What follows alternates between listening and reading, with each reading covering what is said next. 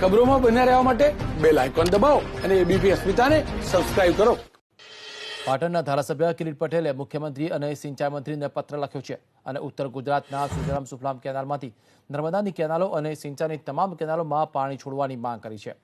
તેમનું કહેવું છે કે ઉત્તર ગુજરાતમાં ખેડૂતોએ રવિ સિઝનનું વાવેતર કર્યું છે અને વાવેતર બાદ ખેડૂતોને કેનાલોમાંથી સિંચાઈ માટેના પાણીની તાતી જરૂરિયાત છે, જેથી તાત્કાલિક પાણી છોડવામાં આવે તેવી માંગ કરવામાં આવી છે.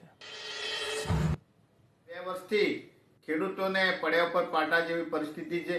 અતિવૃષ્ટિ હોય, તીડનો ત્રાસ હોય, આના લીધે ખેડૂતો પાયમાલ બન્યા છે અને જો આ પાણી અત્યારે તાત્કાલિક શરૂ કરવામાં નહીં આવે તો ખેડૂતોનો મહામોલો જે પાક છે એ સુકાઈ જશે.